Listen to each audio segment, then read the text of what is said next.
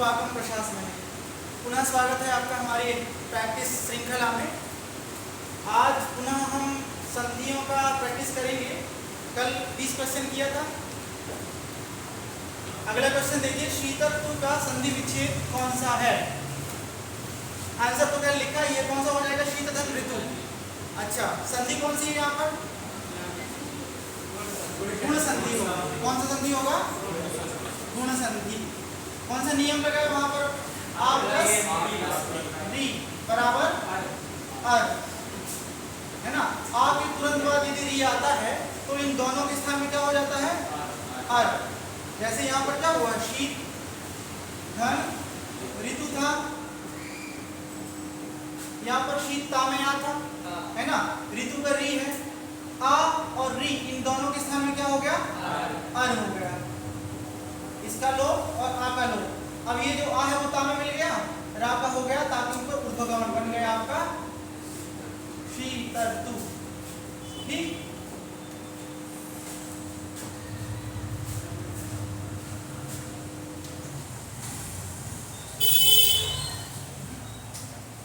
अगला क्वेश्चन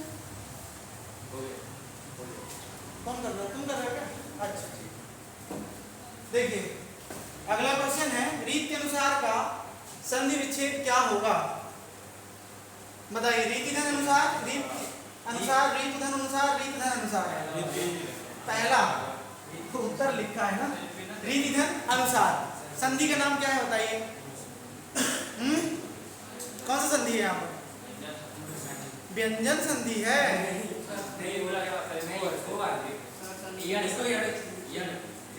यण संधि है यहाँ पर, है ना। स्वर संधि के अंतर्गत कौन सा संधि है? यण संधि है यहाँ पर। यण संधि का नियम क्या है? बिल्कुल, ई के स्थान में या होता है, लेकिन कब? जब स्वर सामने हो, है ना। ऊ के स्थान में वा होता है जब स्वर वर्ण सामने आ जाए, और री के स्थान में रा होता है जब स्वर वर्ण सामने आ जाए। तो यहाँ पर स्थिति क्या है? रीति अनुसार। ता में ई है ना, छोटा ई है, और यहाँ अनुसार का आ है। ई के बाद तुरंत स्वर आ रहा है, तो ई के स्थान में क्या हो जाएगा? हाँ, या हो जाएगा ना भाई, है ना। या हो जाएगा, बन क्या जाएगा? रीत के अनुसार, है ना। अगला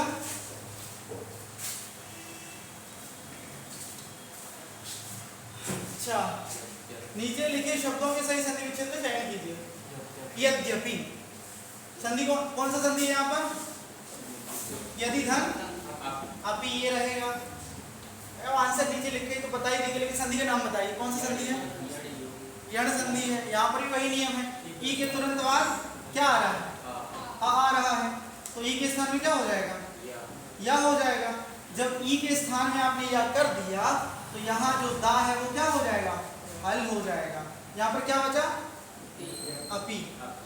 अच्छा, एक चीज और ध्यान रखना है, अभी तक संधि जैसे दीर्घ संधि है और गुण संधि है और वृद्धि संधि, वो दोनों के स्थान में हुआ करती थी। पूर्व व पर के स्थान में, जैसे आ प्लस ई बराबर ए।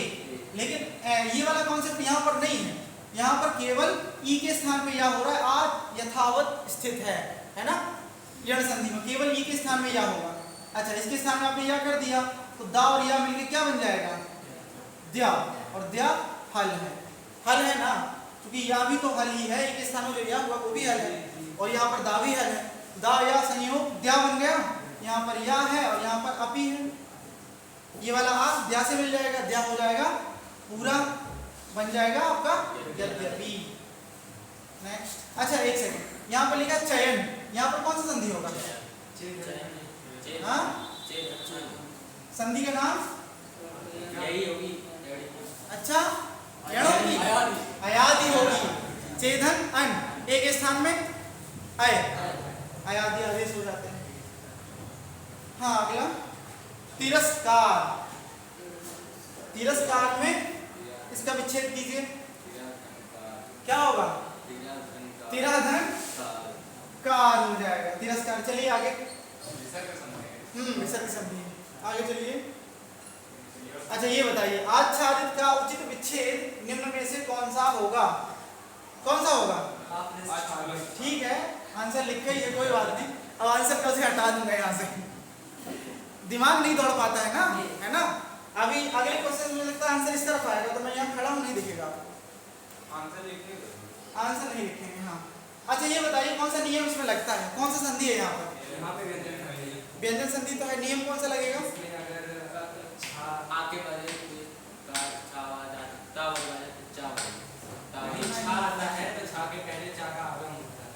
हाँ बिल्कुल, है ना।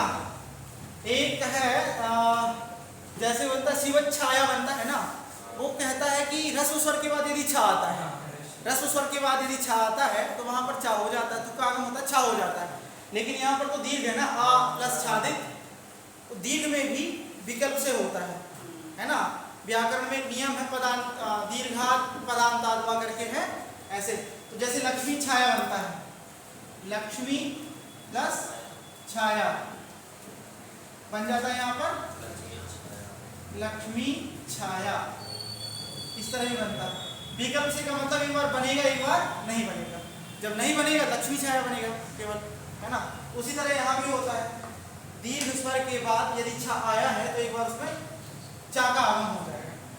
चलिए आगे अगला, पितृधन अनुमति का सही संधि पद क्या है बताइए? पितृधन अनुमति, पितृधन अनुमति ये लोग का क्या बनेगा बताइए? सॉरी, पितृधन अनुमति, हाँ ये बनेगा। अच्छा आंसर सी, पितृनुमति। पितृधन देखिए बना लेते हैं, पितृ देखिए एक बार संधि विच्छेद क्या होगा इसका? पितृधन अनुमति। अब देखिए इसमें कितने वर्ण हैं, कितनी ध्वनियां हैं बताइए? पितृ जो शब्द है इसमें कितनी ध्वनियां? 4 हैं। लास्ट अंतिम ध्वनि क्या है? क्या है? अरे भैया ऋषि वाला री है, ये चिन्ह काय का होता है? ऋषि वाले री का होता है ना। तो पित री यहाँ पर आ जाएगा, अनुमति का आ। बताइए कौन सा संधि होगा यहाँ पर? यण संधि। अभी पढ़े हैं हम, यदि री ई के बाद यदि स्वर आए तो य, उ के बाद यदि स्वर आए तो वा, और री के बाद यदि स्वर आए तो रा, है ना। तो री के स्थान में क्या हो जाएगा? री के स्थान में क्या हो जाएगा भाई? री के बाद स्वर वर्ण आने पर री के स्थान में रा होता है। जिस तरह से ई के बाद स्वर वर्ण आने पर ई के स्थान में या होता है, उ के स्थान में वा होता है, री के स्थान में क्या होता है? रा होता है। तो री के स्थान में आपने रा कर दिया, री हो गया यहाँ से गायब। अब कौन कौन वर्ण वाले सबको आपस में मिला दीजिए, बन जाएगा पितृनुमति। देखिए यहाँ पर ता और रा दोनों के संयोग से कौन सा वर्ण बनता है? त्रा बनता है। लिख लीजिए पी त्रा, और त्रा हल है ना, अभी ता भी हल है, रा भी हल है ना। यहाँ अनुमति का आ जब इससे मिल जाएगा तो ये पूरा हो जाएगा, है ना। ये मिल गया। अब क्या बचा यहाँ पर? नुमिति, नु मा ती, क्या बना? पितृनुमति। देखिए आंसर वहां नहीं लिखा, कंफ्यूज हो गए ना एक ही बार में। क्या सही ऑप्शन क्या हो जाएगा इसका? पितृनुमति, ना कि पित्रानुमति, है ना। चलिए अगला,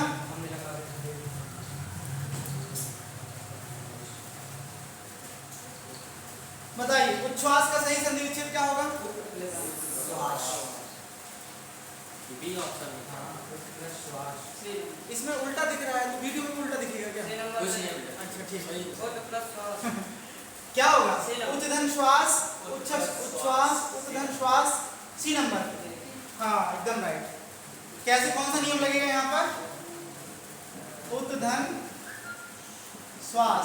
एक नियम हम पढ़े थे, ता और द के बाद यदि शा आता है तो ता और दा के स्थान पे चा हो जाता है और शा के स्थान पे छा हो जाता है। ऐसा कुछ नियम था ना व्यंजन संधि में। एक नियम हमने पढ़ा था कि अगर ता दा के बाद यदि तारप शा आता है तो ता दा के स्थान पे चा हो जाएगा, शा के स्थान पे छा हो जाएगा। एक नियम और पढ़ा था, ता द के बाद यदि हा आता है है ना, तो वा के स्थान पे शायद ढा होता है या धा होता है, इस तरह से कुछ नियम पढ़ा था। देखिए आसपास ही होंगे वो नियम, अगर आप लिखे होंगे हा के स्थान पे धा हो जाता है ना। तो कौन सा सही हो जाएगा इसमें, उत्धन श्वास। ता के स्थान पे चा हो जाएगा और शा के स्थान पे छा हो जाएगा, बन जाएगा आपका उच्छ्वास। अगला, अच्छा, निम्नलिखित में से कौन सा व्यंजन संधि का उदाहरण है, बताइए। व्यंजन संधि का उदाहरण कौन सा है? निर्गुण, निर्गुण कौन बोला? निर्गुण नहीं होगा भाई, निर्गुण तो बनता है निधन गुण, ये बन जाएगा मनोरथ, मनोरथ, मनाधनरथ, हाँ क्या होगा, सत धन आचार, क्या बनेगा, सत धन आचार। सदैव किस संधि का उदाहरण एक और बताइए मुझे। ये किस संधि का है, किस संधि का है, वृद्धि संधि का है। अच्छा बताइए इसका विग्रह क्या होगा, अलग अलग अगर विच्छेद अगर हम करें तो क्या होगा इसका, सदाधन एव, है ना, सदाधन एव। देखिए ऐसा है ना कि ये दो पाई और औ और आई की मात्रा देख के केवल ना बताइए, है ना, थोड़ा सा दिमाग भी लगाइए उसमें। क्या होगा, सदाधन एव, आ और एक स्थान पे क्या हो जाएगा, आई, है ना, सदैव बन जाएगा। चलिए ये तो वृद्धि संधि हो गया। इसके बाद है मनोरथ। मनोरथ में कौन सा संधि है, मनाधन रथ, कौन सा संधि है, विसर्ग संधि है ना। अच्छा विसर्ग संधि का यहाँ पर कौन सा नियम लगता है, मुझे बताएंगे।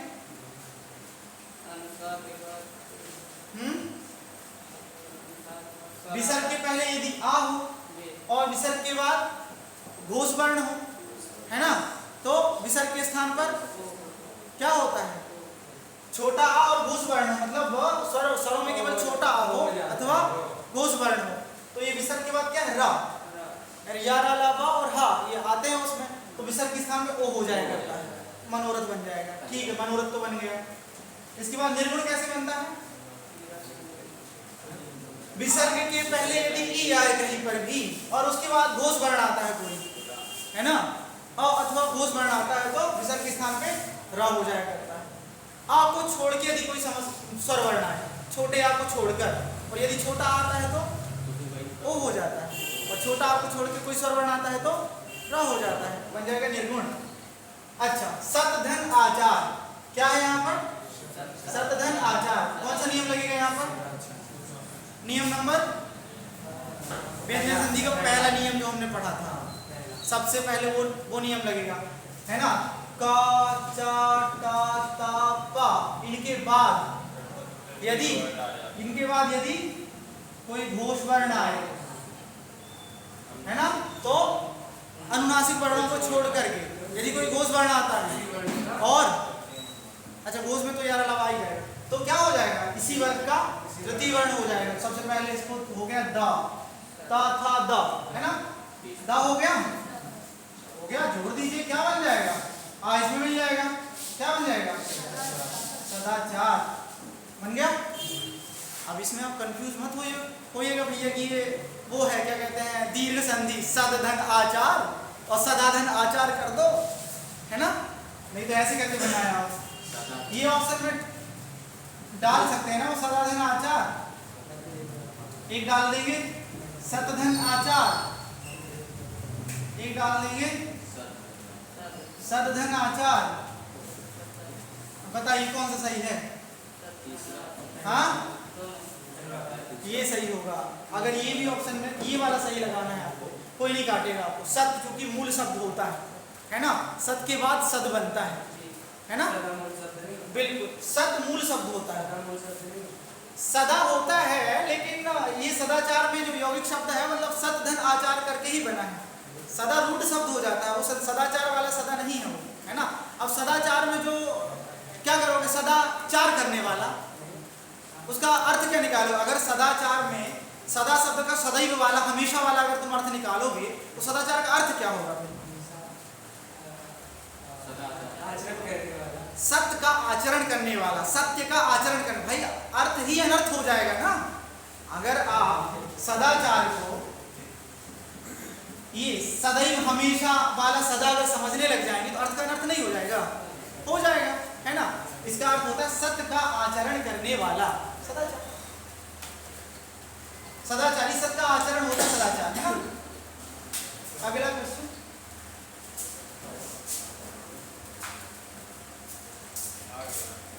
अगला क्वेश्चन, इति धन आदि में कौन सी संधि है, बताइए। इति धन आदि में कौन सा संधि होगा? इति धन आदि में इति धन आदि, बताइए कौन सा संधि होगा? यण संधि। अयादि कौन बोल रहा था? यण संधि होगा, है ना। ई के तुरंत बाद यहाँ आ आया ना। यण संधि के हम कितने सारे उदाहरण देख चुके हैं, आज ही 3-4 उदाहरण देख चुके हैं। तो यहाँ यण संधि ई के स्थान में क्या हो जाएगा? ई के स्थान में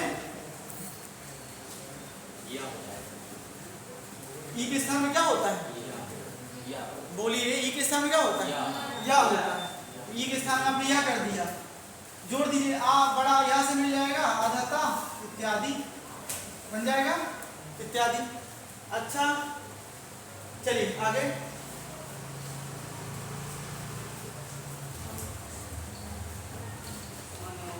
मनोहर शब्द में संधि है, बताइए। मनहधन कौन सा संधि है? विसर्ग संधि। अच्छा कौन सा नियम लगेगा यहाँ पर? मनहधन हर, कौन सा नियम लगेगा?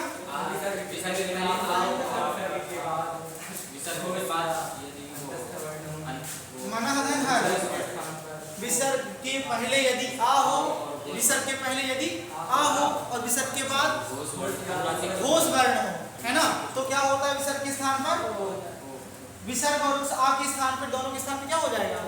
ओ हो जाएगा, बन जाएगा आपका मनोहर। अच्छा ये बात बताइए, अगर यहाँ पर आ ना होता, कोई दूसरा स्वर होता, तब क्या होता?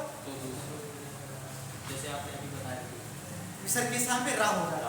आ को छोड़ के यदि कोई दूसरा स्वर वर्ण है विसर्ग के पहले, यहाँ पर आ को छोड़ करके अगर कोई दूसरा स्वर वर्ण आता है तो इस विसर्ग के स्थान पे रा हो जाता है, ऊपर चला जाएगा, अगर स्वर है तो मिल जाएगा उसमें, है ना। विसर्ग के स्थान पे रा हो जाता है। और यदि आ आता है तो विसर्ग के स्थान पे ओ होता है, जैसे शिवो वंद्यः, है ना, मनोहर, है ना, इत्यादि इत्यादि। मनोहर शब्द में संधि हो गया, विसर्ग संधि। चलिए आगे। बधूर्मी का संधि विच्छेद है, बधूर्मी का संधि विच्छेद है, बताइए कौन सा सही है? बधूधन उर्मी, बधूधन उर्मी, बधूधन उर्मी, बधूधन उर्मी, हाँ बताइए कौन सा सही? बताइए क्यों? सारे सही नहीं लग रहे हैं? बन नहीं जाएगा? क्यों नहीं बन जाएगा? बन तो जाएगा भाई, यहाँ भी हुआ, यहाँ भी हुआ, जोड़ दीजिए, बड़ा वो बन जाएगा बधूर्मी। वो पूरे मूल ऑप्शन नंबर बी, है ना, क्योंकि बधु जो शब्द होता है ना वो दीर्घ उकारांत शब्द होता है। बधु जो शब्द है वो दीर्घ उकारांत है, और उर्मी भी दीर्घ उकार होता है उस उर्मी में, इसलिए ये वाला सही हो जाएगा। ये ध्यान दीजिएगा आप, है ना, ये कंफ्यूज करने के लिए इस तरह का क्वेश्चन दे सकते हैं। अगला, अच्छा बताइए, द्वावपी का संधि विच्छेद होगा, क्या होगा? द्वावपी का संधि विच्छेद क्या होगा? द्वधन आवपी, गौधन अपी, दवधन अयापी, अथवा इनमें से कोई नहीं? दो, ऑप्शन नंबर बी। अच्छा बताइए कौन सा संधि है यहाँ पर?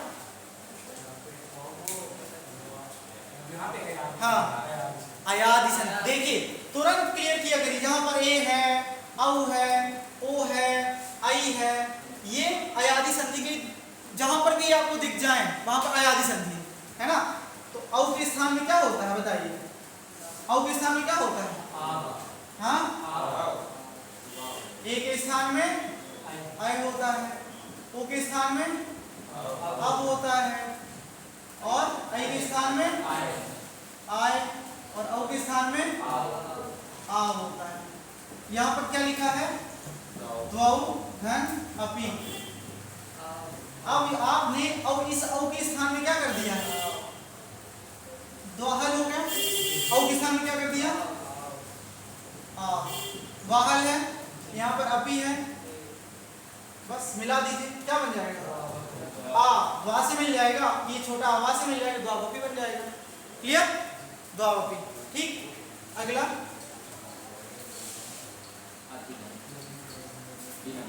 सरल ही अत्यधिक का शुद्ध संधि विच्छेद क्या होगा? बताइए। अतिधन अधिक, ये वाला सही हो जाएगा। कौन सा संधि है? यण संधि है, बिल्कुल। ई के स्थान में, उ के स्थान में और री के स्थान में। Very good. चलिए आगे। निम्नलिखित में से कौन सा विसर्ग संधि का उदाहरण है? बताइए। निरंतर, दिग्गज, जगदीश, महिष। कौन सा होगा? हाँ, दिग्गज। दिग्गज निरंतर होगा ना? क्या होगा इसका संधि विच्छेद? विच्छेद क्या होगा? निहि धन अंतर। देखिए तुरंत अभी पढ़ा ना, यदि विसर्ग के पहले आपको छोड़ के कोई दूसरा स्वर हो, पढ़ा था ना? यदि विसर्ग के पहले आपको छोड़कर कोई दूसरा स्वर वर्ण आता है, उस विसर्ग के स्थान में क्या हो जाता है? रा हो जाता है। रा कर दिया, ये वाला आ रा से मिल जाएगा। नी रा निरंतर बन गया, निरंतर। अच्छा, ये तो स्वर संधि का हो गया। इसका क्या होगा? इसका विच्छेद कीजिए। चलो विकास बताओ, दिग्गज को अलग अलग करो। हाँ, दिग का पूरा रहेगा कि आधा रहेगा? आधा रहेगा।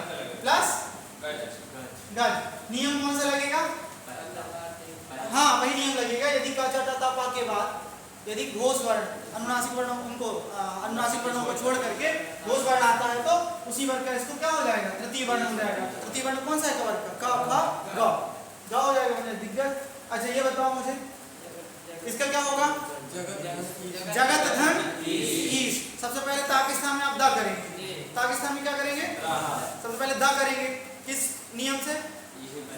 पहले नियम से, है ना? का च ट त प के बाद यदि कोई अनुनासिक वर्णों को छोड़ के घोष वर्ण आता है ना, तो क्या होता है? तृतीय वर्ण हो जाएगा। तो जगत ता के स्थान में दा हो जाएगा सबसे पहले, और ई दा से मिल जाएगा, जगदीश बन जाएगा। उसके बाद है महिष। हाँ, एक सेकंड बताइए, महाधनीश कौन कौन कह रहा है? महाधनीश, तुम भी महाधनीश। ठीक है, मैं लिख देता हूँ यहाँ पर। अब बनाओ इसको, महाधनीश। बताइए, बनाइए महिष कैसे बनाइए? क्या बन जाएगा यहाँ? महेश बन जाएगा। लेकिन ये क्या है? क्या होगा? मही। मही मतलब होता है पृथ्वी, ईश मतलब राजा, पृथ्वी का जो राजा महिष है ना, राजा को महिष कहा जाता है।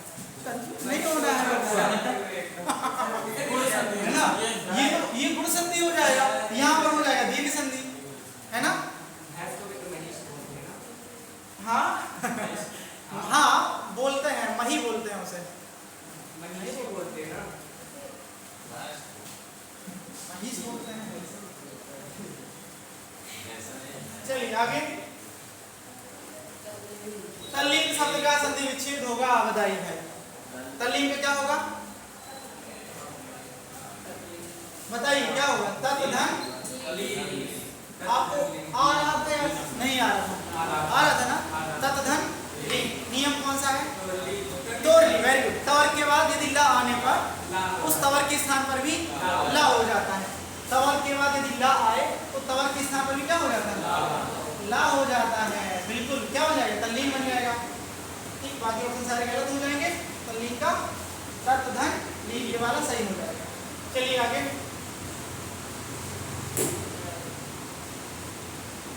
सरल ही हो गई। सदैव शब्द में कौन सी संधि है? दिख गई होंगी, दो पाई ऊपर, है ना? और उत्तर भी नीचे लिखा है, तो जहां पर भी आपको ऊपर ये पाई दिख जाए, दो, है ना, आई की अथवा औ की, वहां पर क्या होगा? वृद्धि संधि होगा। और जहां पर आपको ए अथवा ओ की पाई, एक एक पाई दिखे, वहां पर क्या होगा? गुण संधि। कंफ्यूज मत करिए, कंफ्यूज हो रहे हैं। चलिए आगे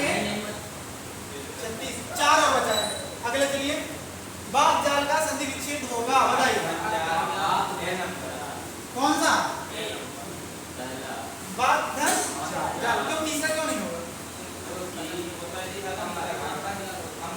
हाँ बताइए, पहले ही नियम लगेगा व्यंजन संधि का ना, प्रथम वर्ण के स्थान पर द्वितीय वर्ण वाला, बात जरा हो जाएगा, बिल्कुल पहला आंसर सही हो जाएगा। चलिए आगे 38 नंबर, समुद्र और मी का संधि विच्छेद होगा, आज ही पढ़े हैं।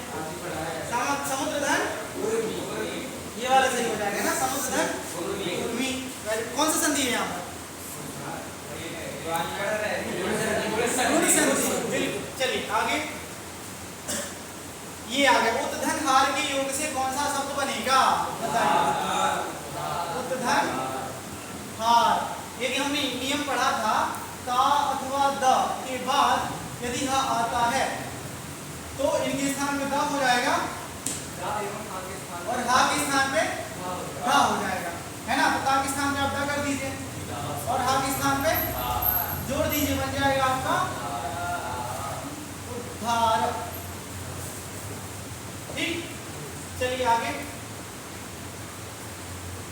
अंतिम है आज का, दृगंचल का सही संधि विच्छेद कौन सा है? बताइए।